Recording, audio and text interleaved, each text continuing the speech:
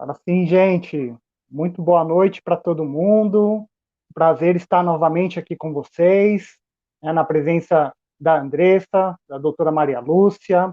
Hoje nós estamos aqui também com o intérprete de Libras, o Wagner. Daqui a pouco nós teremos a Daniela aqui junto conosco, para sempre conseguir aí chegar no maior número de pessoas.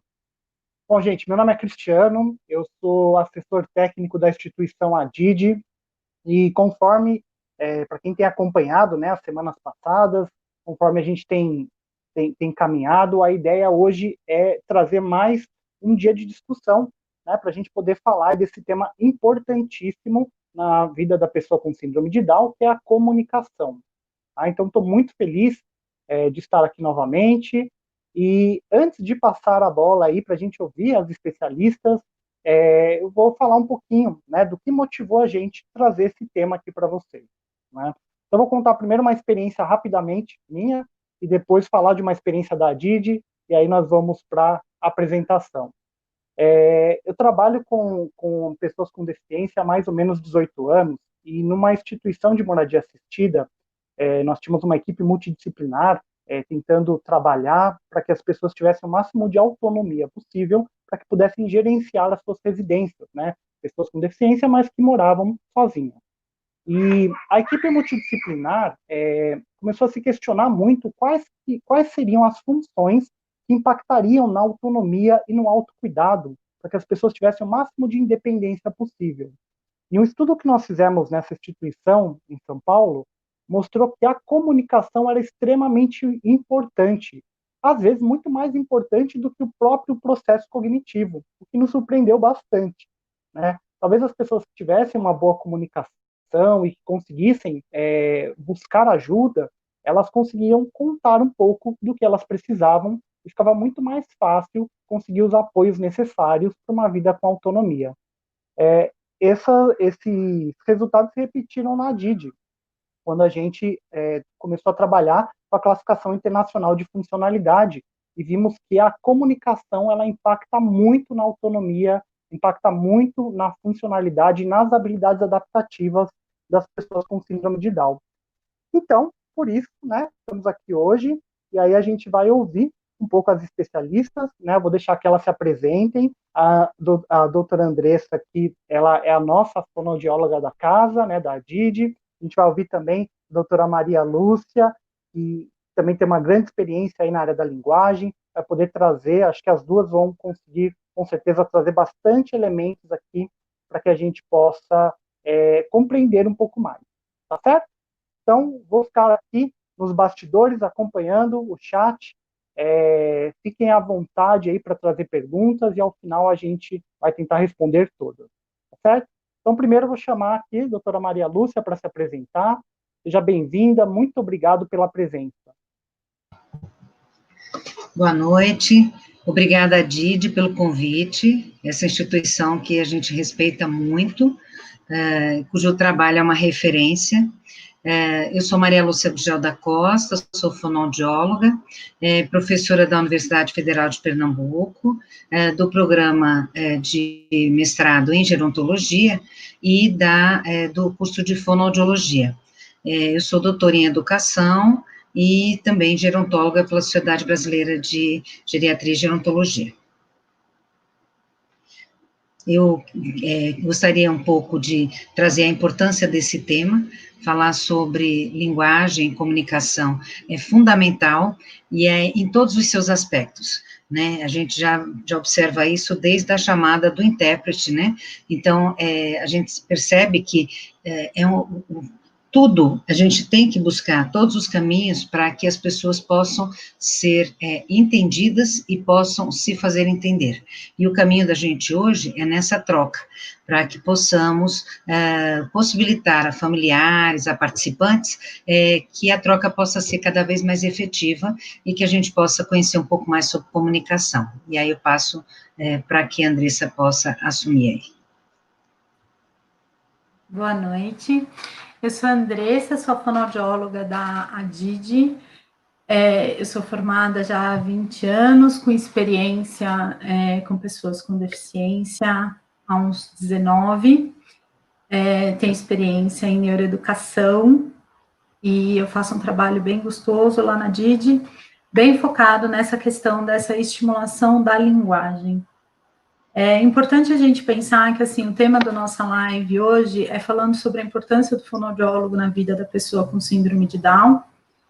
E, na verdade, o objetivo que a gente tem aqui é chamar todo mundo para uma reflexão sobre essa comunicação dessa pessoa com síndrome de Down, né? Ninguém é dono da verdade, né? Então, a gente sempre tem mudanças o tempo todo e a gente descobre novos meios e novos caminhos, mas é de extrema importância que a gente fale sobre a estimulação da linguagem de todas as pessoas, mas hoje, em especial, das pessoas com síndrome de Down. Tá? O fonoaudiólogo vai fazer parte da vida da pessoa com síndrome de Down desde o seu nascimento. Nós somos um dos primeiros profissionais indicados aos pais da pessoa, ao bebezinho com síndrome de Down, para uma estimulação por conta da hipotonia, por conta da dificuldade da amamentação, e a gente começa ali, né? Nos primeiros dias de vida dessas crianças, o fonoaudiólogo já está atuando, tá? Com o tempo, a gente vai atuar mais especificamente na linguagem. Então, só para a gente compreender bem as diferenças, né?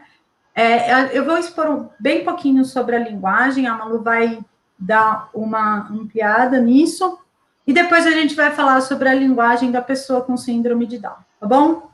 Então, Lent, em 2001, coloca aqui a linguagem é um sistema de comunicação que envolve a emissão de uma determinada mensagem por um emissor e a sua compreensão pelo seu receptor. Ou seja, a comunicação, né, a linguagem é a nossa capacidade de compreender uma língua, né, e fazer uso dela. Certo? O próximo. Para a gente ter uma boa comunicação, então a gente vai precisar sim do emissor e do seu receptor. A gente vai precisar de um código comum, que é a nossa língua. A gente vai precisar de um canal, então seja ele oral, seja ele escrita, seja ele gestual, seja ele corporal. Afinal, nós falamos com o corpo também, não é? A mensagem e o contexto. E a interpretação do outro nesse contexto também, certo? Próximo. Então, o que a gente vai ter aqui? A gente tem vários tipos de linguagem, né? A gente tem a fala, a gente tem a escrita, a gente tem o nosso comportamento em diversos ambientes, a gente tem a interpretação do outro com relação à nossa informação, a informação que a gente está passando, né? Nós temos gestos que são específicos, que a gente desenvolve para poder realizar uma comunicação, né? A gente tem, como a gente está vendo aqui na tela, uma comunicação através de sinais, como é a língua brasileira de sinais, e todas essas formas de comunicação, elas vão estar correlacionadas com algumas funções que nós temos no nosso cérebro, certo? E aí eu vou deixar, então, para a Malu falar melhor sobre esse assunto com vocês, certo, Malu? Certo. Muito bem. Eu vou começar nesse slide mesmo, né? Antes da gente passar para o cérebro de forma mais específica, a gente vê a complexidade que envolve o tema linguagem. Então, a gente fala desde o dialeto, a gente fala das normas que envolvem, da questão linguística, a gente fala da gramática que norteia a estrutura dessa linguagem, a gente fala do próprio indivíduo que domina a linguagem, né, a gente fala da língua, que é essa estrutura cheia de regras, então a língua portuguesa, a língua brasileira de sinais, a gente está falando aí de normas, né, de normas que norteiam cada uma dessas línguas, né? E além disso, a gente ainda pensa em todas as outras relações que passam pelo conhecimento do conteúdo, pela construção dos conceitos, pelo ensino de alguns desses elementos e também pela experienciação e construção da linguagem dentro do seu meio, dentro da sua comunidade. Então, tem muitas coisas que vão envolver, e aí, passando para o próximo slide, a gente começa já a observar. Eu gosto muito dessa imagem, ele aparece no Lente, mas ele também faz parte de um estudo que foi desenvolvido pelo Gazzaniga também, em que eles colocaram uma pessoa, ela foi exposta a diferentes situações de comunicação. Então, ela ouviu palavras, ela leu palavras, ela falou palavras e ela imaginou palavras. Então, o que a gente está vendo aí é a imagem do cérebro. Então, na primeira imagem, que é a gente observa que quando a gente ouve as palavras, essa seria a imagem de uma ressonância funcional. Então, quando a gente ouve a palavra, as áreas que estão mais destacadas, elas estão na região da lateral aqui, que a gente chama da área temporal. Esse cérebro, a gente está vendo o lado esquerdo dele, então, principalmente a área temporal está sendo ativada na região de Wernicke e na região também da região primária auditiva, onde estão chegando os conceitos. A área também temporal, ela é muito importante para a gente ter a memória e os conceitos das palavras. Quando ele lê a palavra, que já seria a imagem B dessa figura, ele já começa a realçar mais algumas outras áreas, né, onde quanto mais vermelho, amarelo, significa que está utilizando mais, consumindo mais energia naquela região. Então, a região que está sendo mais ativada aí é a região occipital, indo em direção à região temporal. E é uma região principalmente responsável pela área visual. Então, a gente vê que mas é uma outra habilidade, né, que a gente está vendo, ligada à questão da linguagem, que é a linguagem escrita, a leitura de palavra, eu estou usando uma outra área do meu cérebro. E quando eu estou falando? Eu estou principalmente ativando. Ali a gente está ativando principalmente uma área que chama área de Broca, que é a área onde a gente combina as coisas, combina a parte elétrica no cérebro para poder formar a palavra. E manda ali para o giro pré-central, que é essa areazinha que está bem vermelho, na área que a gente tem a parte de língua, para que a gente possa formar e fazer o comando para que a boca possa falar esse som, né? E a gente tem também, mas e aí, quando eu estou imaginando, eu também ativo outras áreas? Também ativo. Então, a gente está vendo ali que na parte D, ao imaginar as palavras, eu estou ativando também outras áreas frontais do meu cérebro, e que estão sendo ativadas para que, de certa forma, eu estou combinando e ainda assim estou ativando essas áreas, mesmo imaginando as palavras. Por que eu estou falando isso? Porque às vezes a gente fica pensando, puxa, mas por que essa atividade está sendo trabalhada de diferentes formas? Ela está sendo trabalhada de forma visual, ela está sendo trabalhada com estímulo auditivo, ela está sendo pedido que ele imagine essas palavras, está sendo pedido que ele fale essas palavras, porque eu quero diferentes áreas no cérebro sendo estimuladas. Então, imagina o cérebro como um campo de trigo. Então, existe uma coisa que se chama neuroplasticidade. Então, nesse campo, como é isso? Se eu nunca passo por um caminho, na hora que eu passar, ele volta a ficar todo alto de novo. Mas se eu começar a passar várias vezes, o caminho vai ficar bem feito, o caminho vai ficar fácil de passar por ele. Por quê? Porque aquele caminho vai ficar consolidado, aquela ligação vai ficar consolidada. E é exatamente o que acontece. Quanto mais eu estimulo determinada habilidade, quanto mais eu estimulo determinada coisa, mais consolidado vai ficar, mais fácil vai ficar aquele conceito, mais firme vai ficar também guardado aquele conceito no meu cérebro. Por isso que a exploração de diferentes formas e por isso que a retomada, às vezes, de forma insistente na hora da estimulação. E aí, só para a gente entender um pouquinho melhor, vamos passar para o slide seguinte. Então, nesse slide, ainda desse mesmo artigo que eu falei, que a gente pode ver, que é o Cérebro e Linguagem, que está na revista Mente e Cérebro, num dos capítulos dele, você encontra também essa imagem, e é onde a gente vê como áreas importantes do cérebro vão sendo trabalhadas. Vocês estão vendo essa área toda colorida, que a gente vai chamar, a gente tem um ponto aqui no meio, perto do centro da mediação dos verbos, você tem um risco que está bem no meio da partezinha vermelha.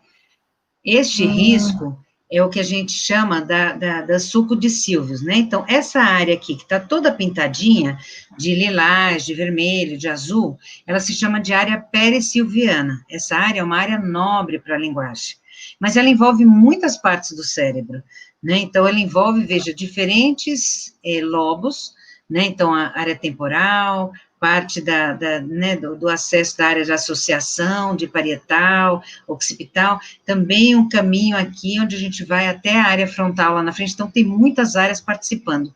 E a gente vai vendo, por exemplo, que essas áreas, elas têm centros que são um pouco mais especializados, né? Eles não fazem só isso, mas eles são mais especializados. Então, a gente percebe que tem uma área lá na frente que está destacada, que é o centro de mediação dos verbos, né? A gente percebe, por exemplo, o lobo frontal, que é um lobo super importante, que ele é importante para a tomada de decisão, para a minha decisão de, assim, você me faz uma pergunta, eu tenho que decidir entre uma coisa ou outra, eu preciso ter essa condição da minha função executiva de tomar essa decisão, de poder executar minha resposta. Você tem outros pontos importantes que estão destacados, então, por exemplo, você tem destacado em vermelho alguns centros que são chamados centros de formação de palavras e frases, que estão, alguns ligados à área mais frontal. Você tem, por exemplo, o lobo parietal, que está muito responsável pela percepção, pela sensibilidade, e você tem a área temporal, que é essa área mais, que fica aqui embaixo da gente, que na imagem está mais ou menos aqui, assim, e que ela vai ter uma área importante para a gente, em que a gente arquiva nomes, uma área importante em que a gente arquiva ferramentas, área importante em que a gente arquiva coisas diferentes, mas parte desses conceitos vão estar guardados aí dentro, né? Então, de novo, para a gente ver como é complexo a linguagem, né? Pode passar para a próxima. Além disso, a gente ainda tem algumas áreas que são nobres e que são fundamentais. Tem uma área lá embaixo, que vocês estão vendo, que é bem compridinha, né, que é isso. Um pouco acima dela, você vai ter a região do tronco, que de lá vão sair vários nervos que eles são importantes para que a gente consiga movimentar a mão, movimentar braços, movimentar a parte do rosto, da face, eles são fundamentais. E essa parte é a parte mais rústica, por aqui entra a informação, né, por aqui sai a informação que vai para a parte dos nossos órgãos, também vai participar na nossa fala. Além disso, tem uma outra parte que não está aparecendo, mas que é muito perto desse aqui, que é o cerebelo, que ainda vai filtrar a nossa fala para ver, está organizado direito? Está no ritmo certo? Né? Então, ele vai lá ver se, bom, tá legal isso aqui, eu tenho que consertar, e ele vai lá e conserta. Né? Então, vê como o cérebro vai todo funcionando conjuntamente e participando, e quanto é difícil.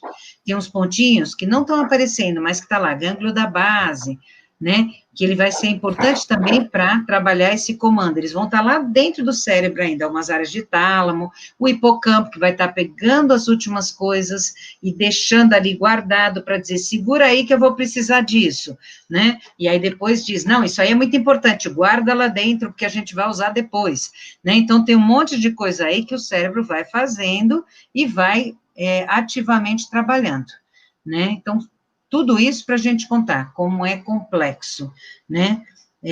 Como é complexo esse processo de comunicação em linguagem. Pode passar, e aí eu volto a palavra para a Andressa. Bom, vamos lá. Vamos falar, então, desse processo tão complexo na pessoa com síndrome de Down. Então, a gente começa falando o que acontece dentro da síndrome, né? Então, a criança que nasce com a síndrome de Down, ela vai ter algumas alterações que vão interferir no desenvolvimento dessa linguagem, tá?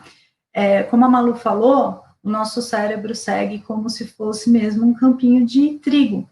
E quando a gente usa o caminho, ele abre e ele fica pronto para que você faça uso dessa comunicação com muito mais facilidade. Mas para que a gente faça esse caminho acontecer, a gente precisa fazer várias experienciações.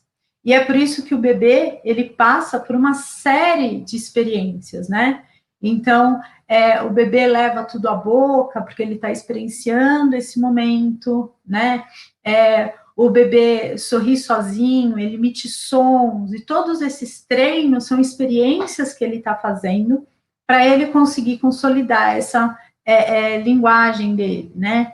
Quando o bebê começa a ficar mais rígido, que ele passa a ter controle cervical, ele passa a ter o controle do tronco, ele passa a jogar o brinquedo, ele vai atrás do brinquedo, ele busca o som, né? Ele vê uma imagem, ele busca com o olhar aquela imagem, e toda essa experienciação vai dando para ele, vai abrindo esse caminho nesse campo de trilho para que ele possa estruturar a sua linguagem.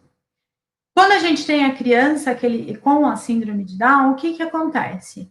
Essa criança ela tem uma hipotonia muscular que é generalizada e que afeta um pouquinho essa intervenção. Então, o que acontece? Normalmente, essa criança vai ter o processo de desenvolvimento igual da outra criança, porém com um processo um pouco mais lento.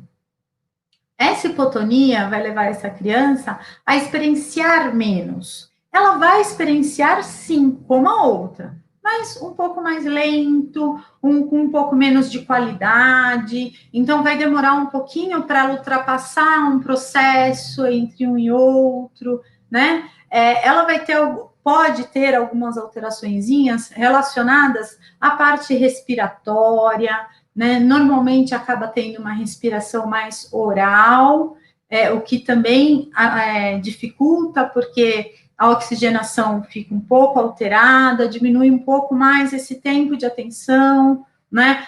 Os otites de repetição que acabam alterando, né, a nossa memória auditiva, que é importantíssima para o desenvolvimento da nossa fala, né? A gente tem que lembrar que a nossa fala, ela é formada por pequenos sons, esses pequenos sons que se juntam e formam palavras, e essas palavras ganham significados, e é assim que a gente começa a desenvolver a nossa língua. Se a gente não consegue memorizar essa sequência de sons, a gente vai ter mais dificuldade para fazer o processo da fala. O que os estudos mostram hoje, muitos estudos mostram para a gente, é que, assim, a criança com a síndrome de Down, ela vai ter uma diferença entre a aquisição da parte cognitiva e da parte da linguagem. Então, a cognição vai mais rápido, a linguagem fica um pouquinho para trás. E quando a gente pensa na linguagem, a gente observa que ela compreende muito mais e se expressa depois. Isso vai acontecendo, e quando ele vai desenvolvendo essa fala, ele vai tendo ajustes, né? Mas há muitas alterações fonológicas, há uma dificuldade com relação à sintaxe, então vai tendo dificuldade para a organização desses sons e a organização dessas palavras, né? É importante a gente pensar que, assim, as crianças com síndrome de Down, elas conseguem ter um ganho muito forte de vocabulário, eles conseguem ter um vocabulário bom, né? Naquilo em que a semântica é muito forte. Então, é muito fácil a gente falar, o que é isso? Caneta, o que é aquilo? Cadeira, né? Para que serve? Sabe para que serve e tudo mais. Mas, quando a gente pensa na sequência da fala, que a gente vai pensar nas questões dos artigos, as preposições, elas têm menos significado para eles. Então, a gente começa a ter uma fala que acaba ficando desencadeada, porque eles usam muito mais aquilo que é forte na semântica deles e menos aquilo que não é.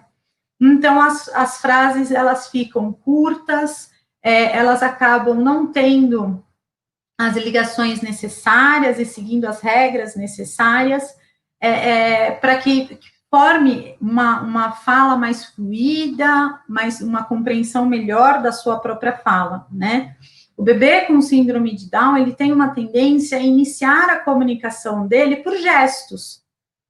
E aí, o processo de transferência, né, entre os gestos e a fala, ele acaba sendo mais longo do que o da criança normal. E muitas vezes eles acabam ficando com o uso dos gestos associado a palavras, frases, durante um tempo maior do que a criança com desenvolvimento típico, né? E isso acaba trazendo para a gente, né, a sensação de uma fala infantilizada.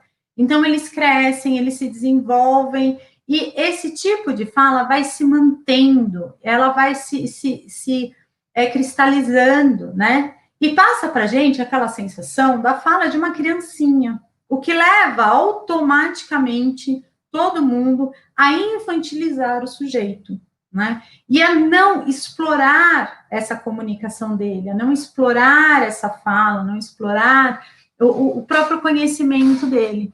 E aí a gente tem que pensar numa coisa que eu acho que é importantíssimo dentro da linguagem, que assim, é através da nossa linguagem que a gente transmite aquilo que a gente sabe. É através da nossa linguagem que a gente transmite os nossos sentimentos, as nossas sensações, os nossos desejos, né? É através da nossa linguagem que a gente vai ter a tomada de decisão, né? Como é que eu posso decidir se eu quero A ou se eu quero B? Eu só posso decidir se eu quero A ou se eu quero B se eu consigo construir o meu pensamento e a minha linguagem para saber qual vai ser a minha tomada de decisão, né? Como que eu consigo participar do mundo? Eu sempre coloco para as pessoas que me procuram que, assim, você ter uma alteração de linguagem é como você está num país que você não conhece a língua, você está compreendendo o que a pessoa está falando, mas você está querendo expressar o que você precisa e a pessoa não está entendendo absolutamente nada daquilo. Então, é um período, um processo muito ruim e que a gente precisa estimular de todas as formas possíveis para que essa comunicação aconteça. A gente precisa trazer facilitadores para que essa criança possa, sim, fazer uso dessa expressão, que ela possa, sim, dizer que ela quer comer banana e não maçã, que ela quer ir no banheiro, que ela está com sede, que ela está com medo, né? Que ela quer brincar e não é desse brinquedo que você acabou de pegar, né? E que nesse momento ela está tendo uma crise de birra porque ela quer dormir e ela não está conseguindo passar que ela quer dormir, né? Ou que ela está querendo o colo da mãe. Então, é muito importante que a gente estimule ao máximo possível essa fala, que a gente dê tempo para que essa pessoa fale, para que a gente não atropele a fala dessa criança que está iniciando esse processo de transição entre gestos e palavras, né? A gente precisa lembrar que dentro da síndrome de Down, a gente também vai ter algumas alterações do cérebro propriamente dito, né? Então, assim, do sistema neurológico central. O que traz também algumas alterações, o que traz alguns atrasos, né? Então, a gente pode ter problemas no processo do planejamento motor da fala. Então, a gente precisa planejar a nossa fala, a gente precisa organizar a nossa fala para depois a gente expressar a nossa fala, né? E se no meio desse caminho a gente tiver alguma interrupção, né? Então, se no meio desse caminho nascer uns 2 ou 3 triguinhos ali no meio, a gente vai ter mais dificuldade para poder expressar tudo isso, né? Então, é muito importante que a gente dê tempo para que essa pessoa fale, que a gente não atropele, que a gente não peça para que ela respire, fala devagar, calma, ou fale na frente. Vamos deixar ele falar é bom, né? Falar é gostoso, expressar os sentimentos é importantíssimo, tá? E é importante que a gente ensine a pessoa com síndrome de Down a fazer uso da sua comunicação. Quando a gente pensa no uso da nossa comunicação, a gente precisa entender que há a necessidade de se ter uma intenção de se comunicar. E o receptor, ele tem que ter um estímulo para receber aquilo. Então, ele precisa querer receber aquela informação. E isso também faz parte, o como a gente usa a nossa linguagem.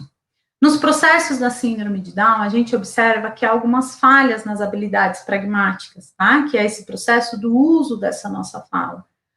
E essa coisa de ter as frases menos construídas, com uma construção com menos qualidade na construção, ela acaba alterando um pouquinho esse processo também da pragmática, né?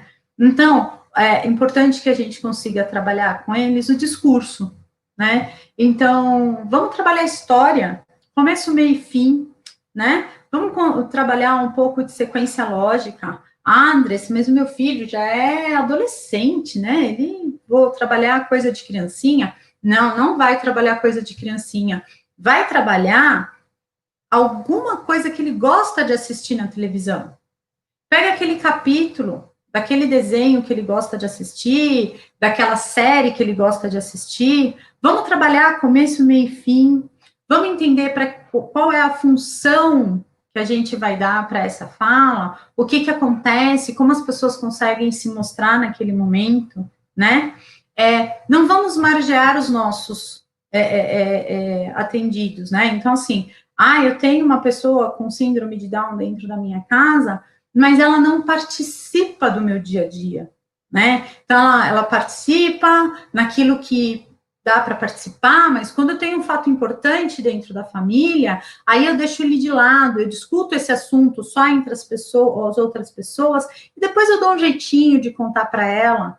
Não, porque quando a gente faz isso, a gente acaba impedindo que essa pessoa faça o uso da linguagem dela, compreenda para que é a linguagem dela, é extremamente importante, né? A gente não deve diferenciar a forma com a qual a gente coloca a linguagem para uma criança, um jovem, um adolescente, um adulto ou um idoso, né, com desenvolvimento típico, e aquele com síndrome de Down, certo?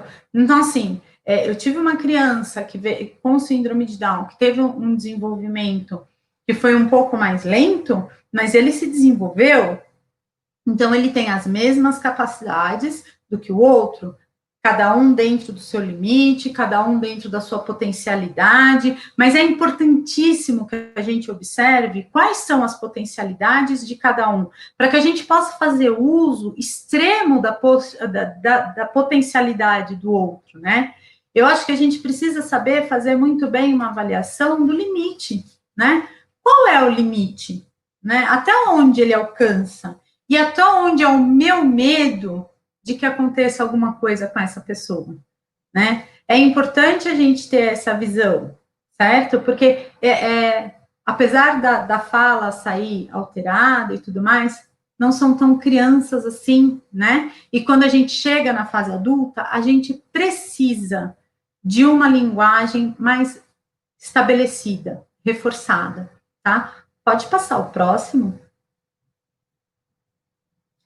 E aí, quando a gente chega na fase da adolescência, a gente chega na fase adulta, a gente tem lá que comunicação e linguagem são habilidades relacionadas ao quê? A socialização e a autonomia, né? Então, assim, quanto melhor eu me expresso, mais autônomo eu vou ser. Se a minha autonomia, se a minha linguagem ela é boa, né? Ela me possibilita trabalhar. Ela me possibilita fazer parte de um grupo social, ela me possibilita trocar mensagem com os meus amigos via internet, via WhatsApp, que agora é a grande moda entre todos, não é mesmo? E isso facilita para que eu tenha a minha parte social bem reforçada, né? Eu coloquei algumas fotos aí para vocês verem, são alguns dos nossos atendidos, né? Na primeira foto, ali em cima, eu tenho o Gerson, que é um dos nossos atendidos, que tem uma praxia de fala importante, então ele tem uma alteração da comunicação que é importante, e que ele se comunica super bem, apesar da dificuldade dele de fala, né? O Gerson trabalha, ele faz as atividades dentro da DID e ele faz parte do nosso grupo social dentro da DID, né? Ele faz todas as atividades de dentro de casa, acompanhando a mãe nas atividades de dentro de casa, e super tranquilo, tá? Então, assim, estou dando o Gerson como exemplo, a gente tem autorização para isso, porque o Gerson é exatamente a amostra daquilo que eu estou querendo passar para vocês. Então, assim, a fala pode estar comprometida, sim, né? Mas se a gente der possibilidades, nós vamos além. E ir além é de extrema importância, porque isso vai refletir nos momentos em que ocorrem o envelhecimento, né? Quanto mais a gente utiliza a nossa linguagem, mais a gente protege o nosso cérebro com relação ao nosso envelhecimento, né? E o uso dessa linguagem é extremamente importante. As outras fotos mostram o Marcos, que também trabalha, que está com o Gerson, eles estavam fazendo uma atividade no metrô, o José Augusto fazendo uma atividade ali com a gente, no grupo de estimulação, e a Estelinha, que trabalha também, está dentro de uma grande empresa, fazendo um trabalho bem bacana lá com a gente, certo? E aí eu vou abrir para vocês, passa para mim. Bom, e aí, pessoal? Aí a gente está falando de linguagem, a gente trabalha bastante a linguagem dessa turma. Eu pego no pé de todo mundo, então, assim, a minha turma, as turmas, quando me vêm, já sabem que eles não podem comer pedaços de palavras, não podem comer pedaços de frases, que a gente precisa falar e o outro precisa compreender. Eu dou bastante espaço para que todos eles conversem, a gente estimula bastante essa questão dessa socialização, que é super importante. E aí, a gente tem, né, acho que a grande maioria dos grupos de pessoas com síndrome de Down tem, dentro do contexto escolar ou dos centros de convivência, né, de atividades e tudo mais, o seu maior núcleo social, né, onde mais faz uso da sua comunicação, da sua expressão, né, e chegou a pandemia e nós tivemos que afastar todos, né, então estamos todos isolados, inclusive os nossos atendidos, né, e aí a gente teve que descobrir formas de intervir, de não deixar de estimular, de fazer a comunicação acontecer, de continuar trabalhando todos esses fatores à distância. E num primeiro momento, quando a gente fez a proposta, né, que veio a proposta para a gente de fazer a comunicação, os atendimentos, os acompanhamentos todos via internet, a gente ficou um pouco inseguro, porque quando a gente trabalha pela internet, a gente perde alguns fatores importantes com relação à linguagem, né? Então, quando a gente está na internet, a gente não tem o olho no olho, a nossa atenção com o outro está reduzido, a gente não consegue interpretar qual é a reação do corpo do outro, porque como eu falei lá no começo, o nosso corpo fala, né? Então, quando eu te falo uma coisa que você não gosta, você pode fechar o braço, né? Você pode demonstrar com o seu rosto que aquilo não foi bacana, de repente um olhar que muda, um estalo de boca ali que mostra que você não gostou. Quando a gente gosta muito de uma informação que a gente recebe, automaticamente a gente abre o nosso corpo, a gente expõe o nosso corpo, né?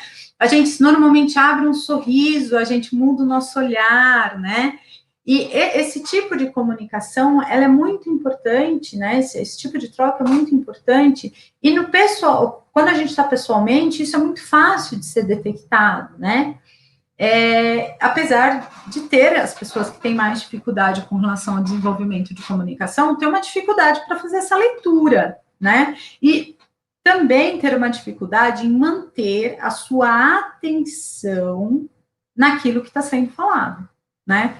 Isso é muito importante, né? Então, assim, a gente tem que lembrar que a memória a curto prazo, ela é a porta aberta da nossa aprendizagem, né? Então, assim, essa memória, quando ela não é 100% eficiente, a gente perde alguns ganhos, algumas coisas que nós ganharíamos ali. E quando a gente está falando de uma pessoa que tem dificuldade com relação à linguagem, a gente está falando também de uma pessoa que muito possivelmente vai ter dificuldade nessa porta aberta. Então, quando a gente está no presencial, que está todo mundo junto, mesmo que a gente esteja num grupo grande, a nossa visão do todo facilita que a gente faça as intervenções necessárias para aquele que está começando a perder aquela atenção, né? Então, você está fazendo uma atividade, um começa a olhar muito para o alto, ou começa a mexer demais na mão, a intervenção já vai direto naquele.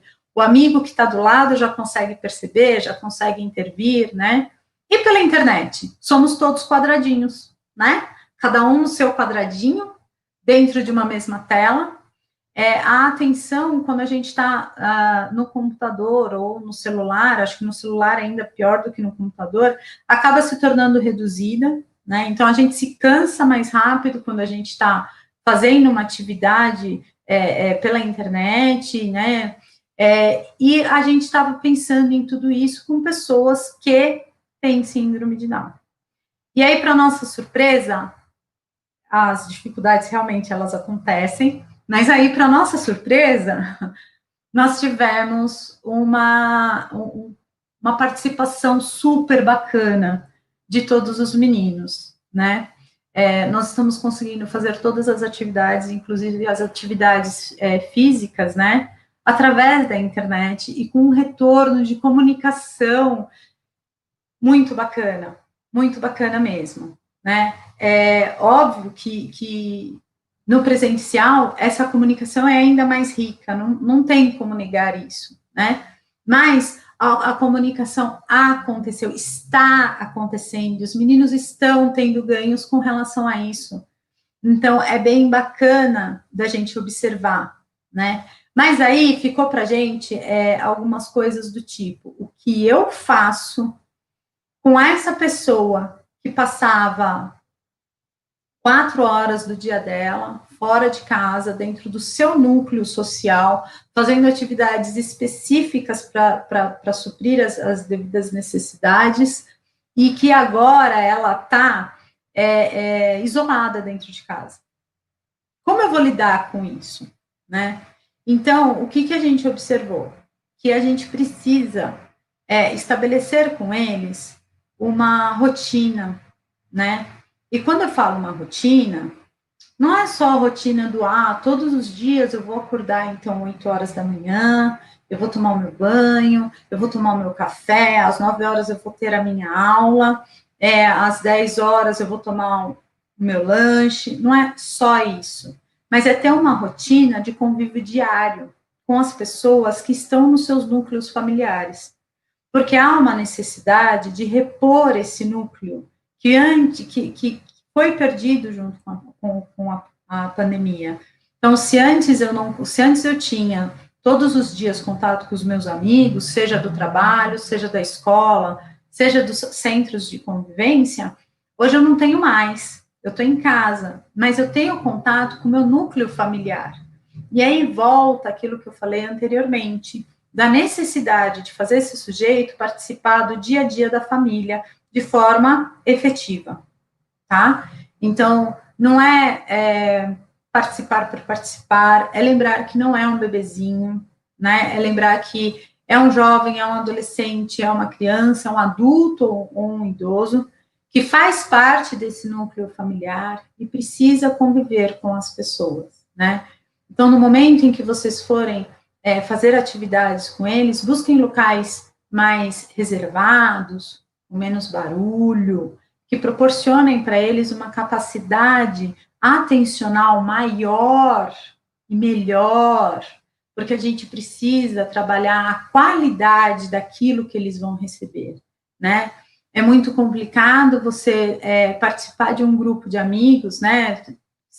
Saindo da questão de estimulação tão específica, mas quando a gente pensa num grupo de amigos que vão se comunicar, como a gente vai ter aqui, daqui a alguns dias dentro da DID, a gente vai ter a nossa balada virtual, cada um dentro do seu quadradinho, curtindo a nossa balada.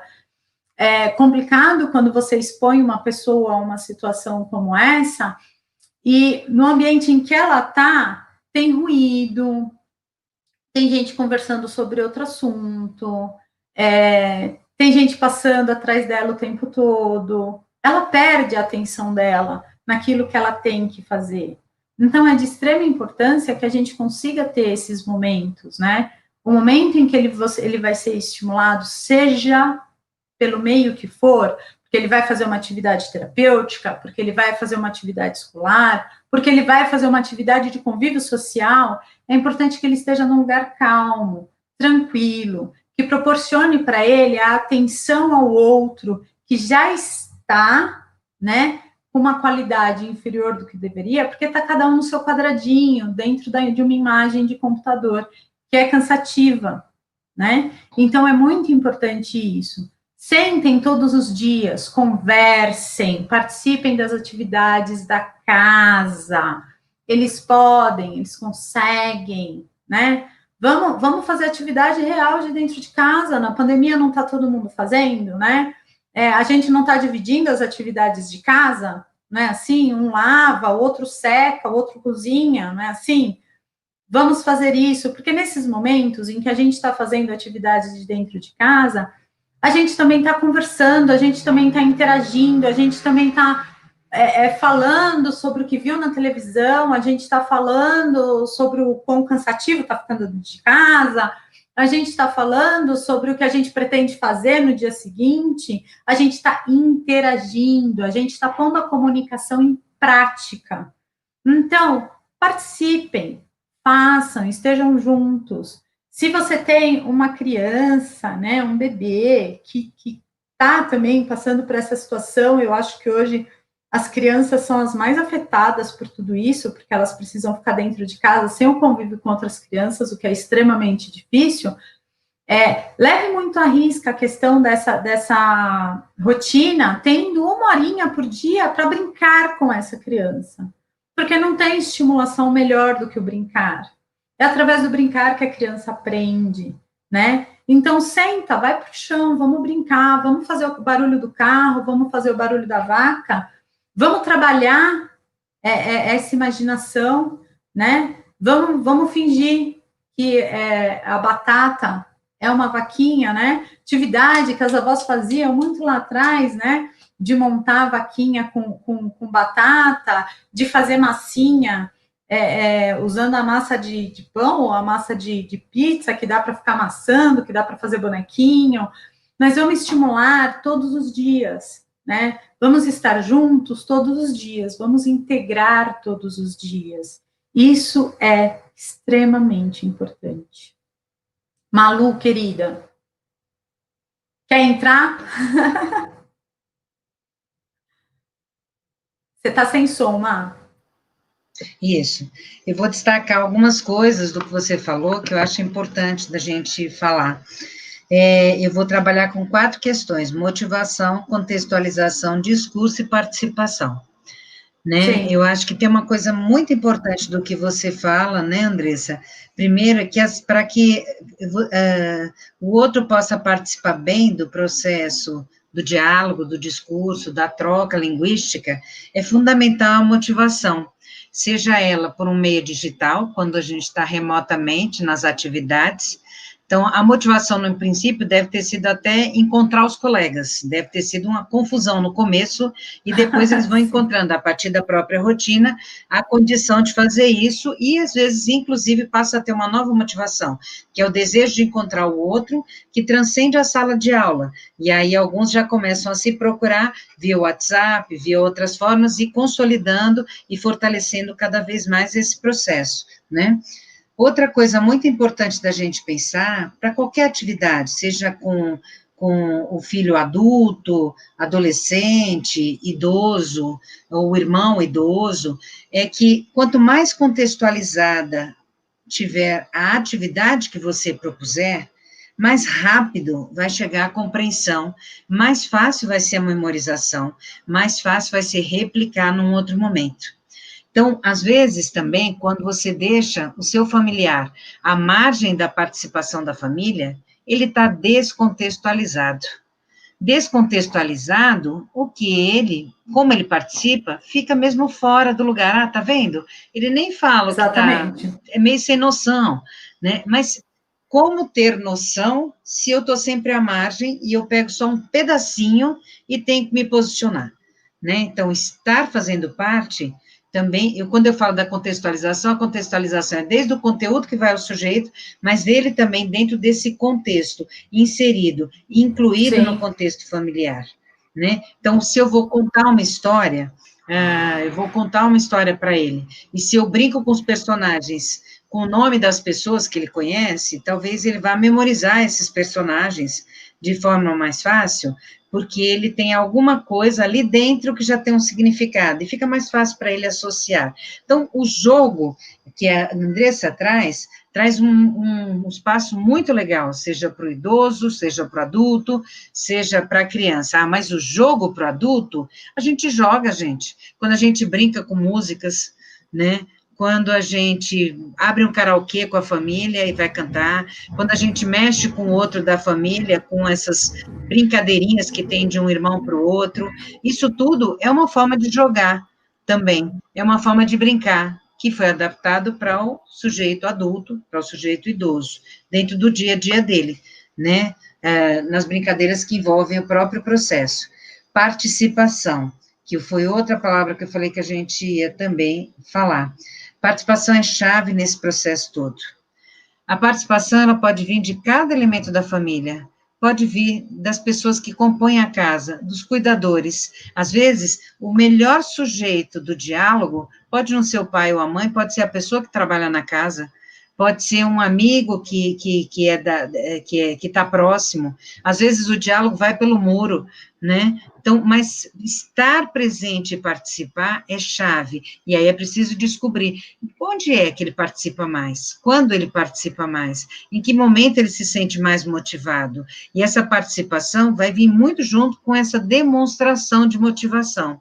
Então, às vezes, assim, você sente que com alguns interlocutores, ele se sente menos motivado, com outros se sente mais motivado. Então, às vezes, a forma como essa interlocução ocorre, ela também é facilitada por alguns interlocutores mais privilegiados do que outros, onde você tem uma afinidade maior.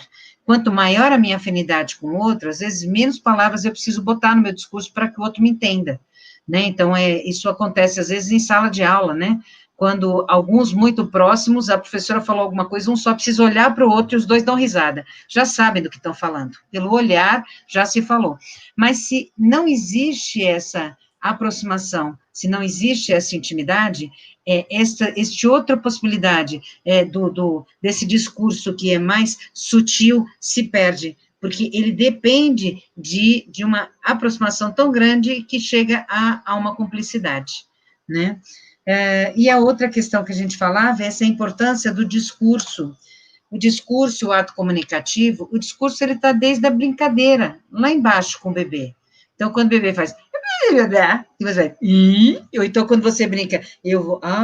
cadê?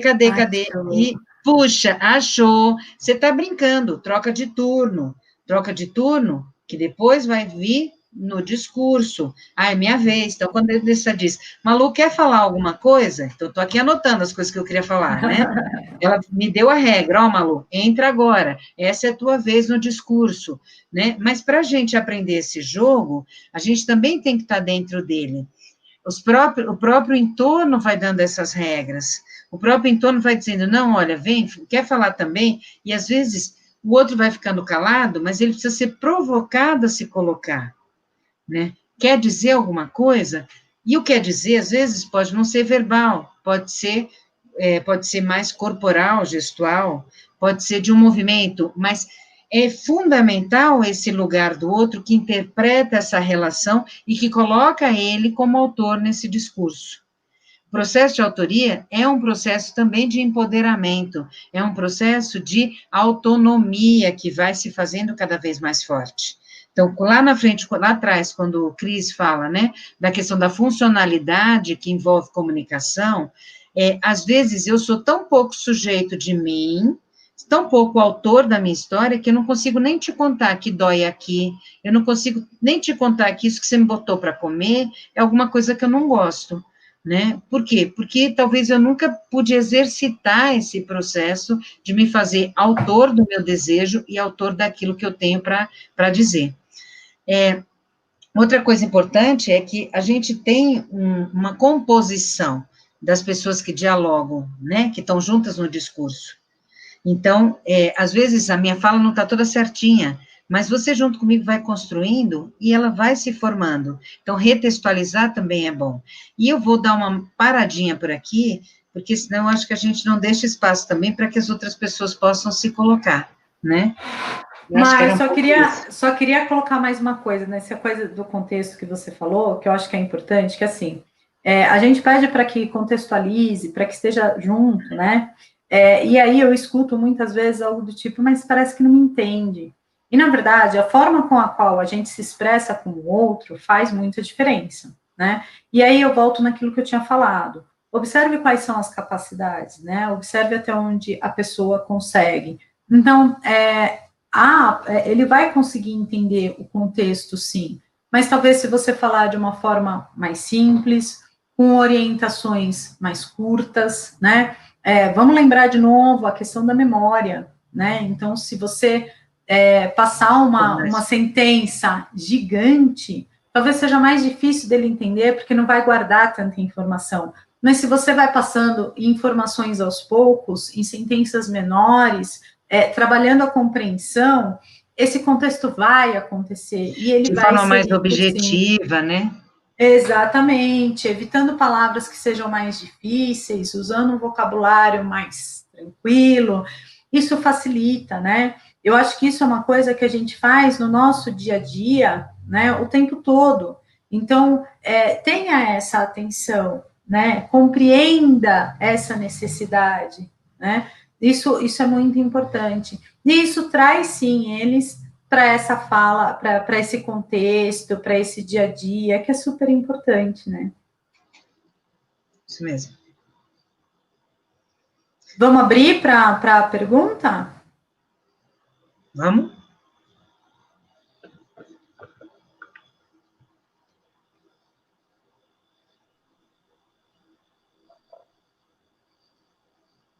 Agora sim, pessoal.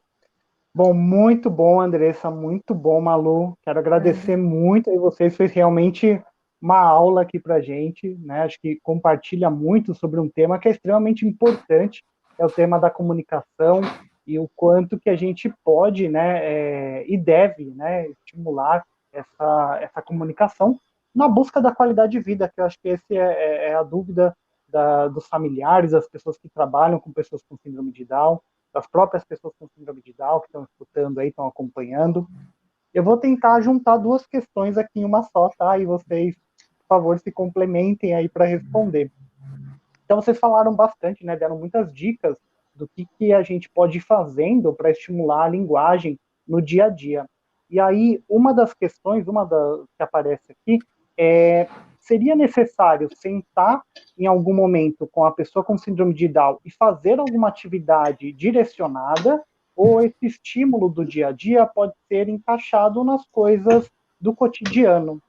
E aí, juntando essa pergunta com mais uma, é necessário, por exemplo, as pessoas que fazem a terapia com a fonoaudiologia, é necessário uma continuidade por muito tempo, é necessário, ou isso pode ser, de repente, até para manutenção, né, mesmo aqueles que já estão lá na vida adulta e, de repente, precisam manter, né, um determinado repertório, continuar fazendo a manutenção, é bom continuar em terapia, ou, de repente, essa terapia ela pode parar em algum momento, a família continuar estimulando e depois ter um retorno com a fonoaudiologia para fazer um check-up da linguagem, vamos dizer assim. Tá? Eu queria que vocês falassem um pouquinho sobre isso. Tá. Olha, Cris, assim, na verdade, é aquilo que eu falei, né? Nós, fonoaudiólogos, a gente vai fazer parte da vida do sujeito com síndrome de Down, do seu nascimento ao seu envelhecimento, né? A gente vai participar do processo inteiro, praticamente.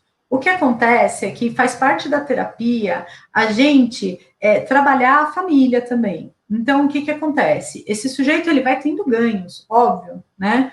Ele vai tendo ganhos, e ele chega no momento em que ele consegue manter uma boa relação com essa comunicação, ele está fazendo um bom uso dessa comunicação, ele está conseguindo, por exemplo, ter ganhos escolares de aprendizagem, porque a gente pensa na comunicação de uma criança que reflete dentro de uma escola, do como ele vai aprender, como vai ser o processo de aprendizagem dele, né? Então, quando a gente observa que isso está acontecendo e ele está bem, a gente observa que está bem, a gente pode, né, com auxílio aí da família, dar uma alta, né, e deixar o processo acontecer, certo? Mas depois a gente tem que ir vendo, fazendo uma manutenção, vendo como isso está acontecendo. Esses ganhos permaneceram, eles estão bem, né? Acontece muitas vezes de chegar na fase de adolescente, né, de início de adolescência, e a gente observar que está super bem, ok, vai seguir, né? Mas quando chega na fase mais adulta, acabam voltando, porque está tendo algumas alterações no processo da fala, porque está tendo algumas alterações relacionadas a outras questões da linguagem que na fase de infância não tinha. Então, retorna para a gente, volta a fazer atividade com a gente. Num processo de envelhecimento propriamente dito, a gente vai ter, além desses processos da linguagem, né, e aí como todos nós, né, quando a gente envelhece, a gente começa a ter alguns problemas com os processos da linguagem, eles também podem apresentar alguns problemas relacionados à questão da deglutição. E aí a gente volta a fazer a estimulação, que foi aquela primeira que a gente fez lá na questão do nascimento, tá? Então, na verdade, a gente está sempre ao redor ali, observando, analisando, mas sim, há muitos casos de muitos gerenciando, né? Exatamente. Gerenciando quando é necessário. Sim, mas há muitos casos que se mantém, né, que faz bastante tempo de fono e depois consegue se manter muito bem, sem a necessidade da atividade propriamente dita. Com relação às atividades dentro de casa, então, eu sou chata, então eu já começo pegando no pé mesmo, né?